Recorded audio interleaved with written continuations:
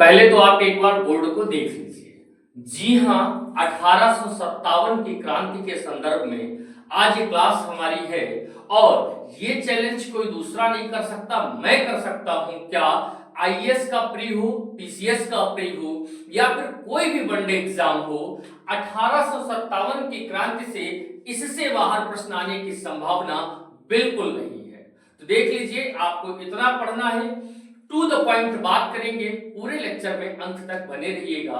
एकदम ये इतना बड़ा चैलेंज क्यों ले लिया मैंने, इसको इस हिसाब से तैयार किया गया है, सब एग्जाम के क्वेश्चंस के आधार पर इसको तैयार किया गया। अब ये इतनी चीज आपको याद कैसे होगी, उसके लिए चलिए शुरू करते हैं सफर। देखिए 1857 की क्रांति, जैसा कि हम सब जानते हैं, पहली स्वतंत्रता की पहली क्रांति माना जाता है। मतलब ये माना जाता है कि अंग्रेजों के खिलाफ ये पहली क्रांति थी। ठीक, अब करना क्या है कि 1857 की जो क्रांति थी उसका मुख्य कारण क्या था। देखो, कोई भी क्रांति है उसके पीछे कोई ना कोई कारण होता है, यहां पर भी कई कारण थे, लेकिन अगर मुख्य कारण की बात कर ले तो मुख्य कारण जो था वो इनफील्ड गन थी। कौन चीज? इनफील्ड गन थी। तो जो मुख्य कारण था 1857 की क्रांति का वो इनफील्ड गन थी। अभी इनफील्ड गन कैसे थी? तो इसमें कारतूस लगता था, जिस कारतूस को सामान्यतः हम लोग गन में क्या करते हैं, ऐसे कारतूस लगाते हैं, ऐसे करके ऐसे उड़ा देते हैं।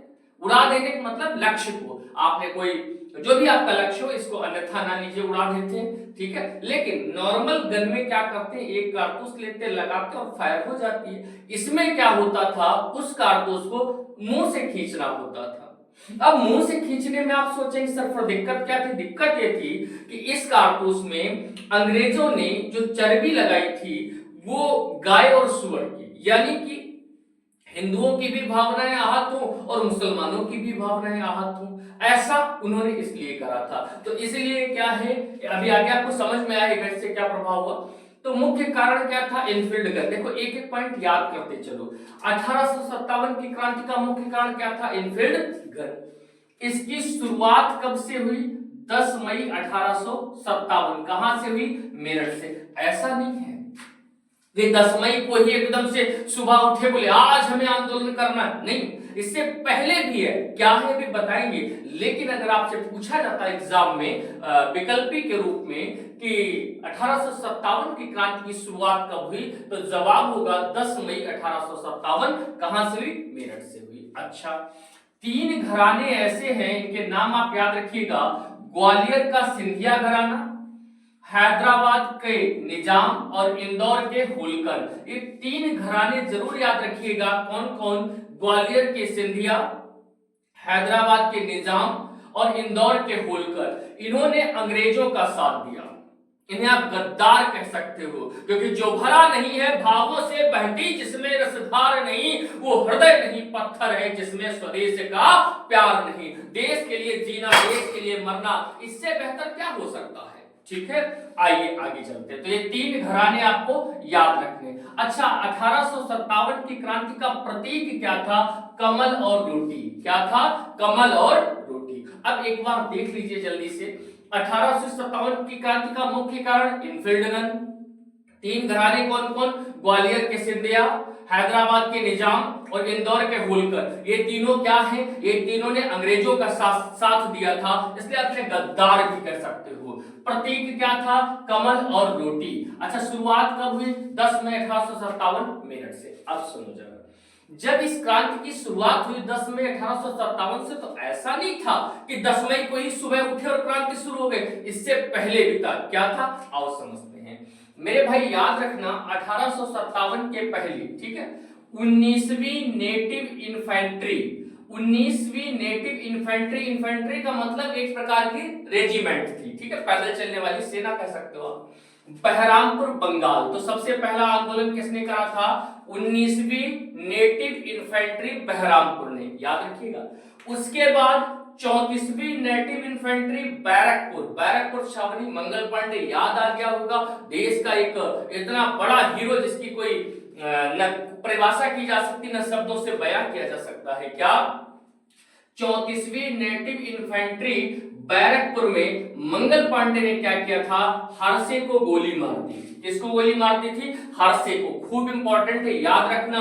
क्या नाम है, हरसे, HEARSE बाई को गोली मार दी थी। किसने गोली मार दी थी, मंगल पांडे ने। किस रेजिमेंट का वो सिपाही थे, तो 34वीं नेटिव इन्फेंट्री के, याद रखिएगा, ठीक है। उसके बाद 8 अप्रैल 1857 को मंगल पांडे जी को क्या दे दी गई, फांसी।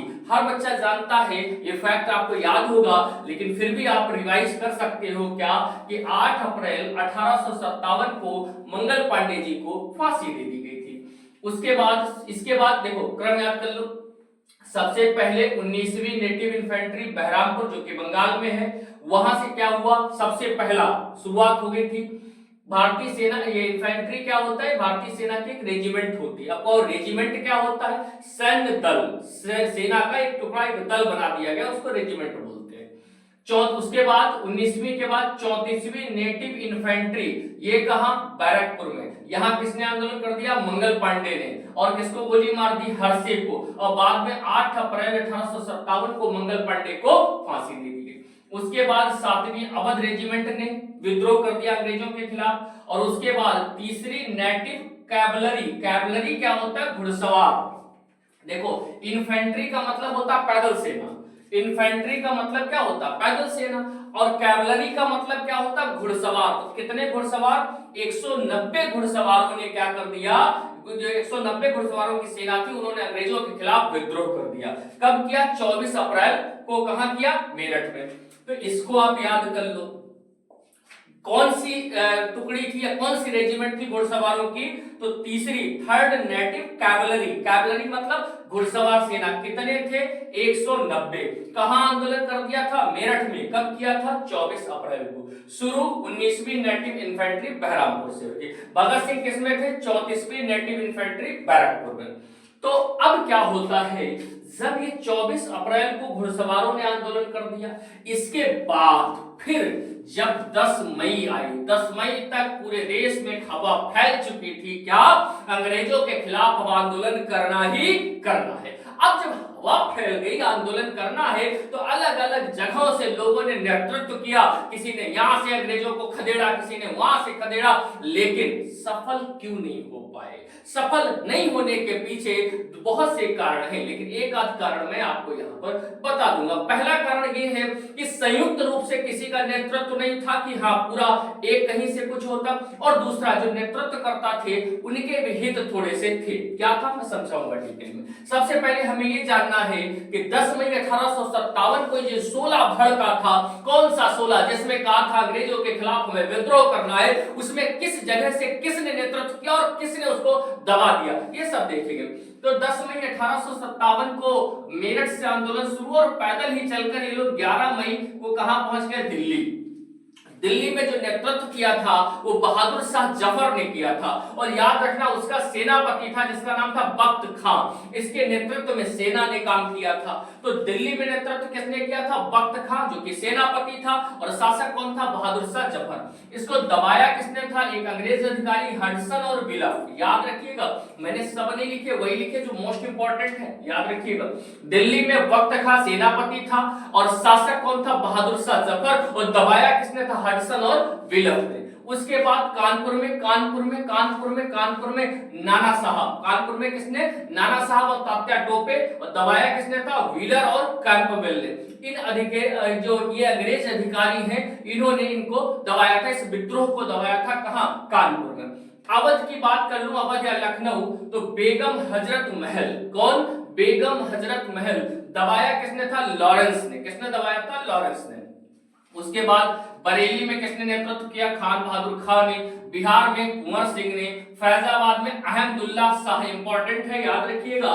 फैजाबाद में किसने, अहमदुल्ला शाह ने। फैजाबाद में किसने, अहमदुल्ला शाह ने। झांसी में रानी लक्ष्मीबाई ने। और दबाया था ह्यूज रोज ने, इंपॉर्टेंट है, याद रखिएगा।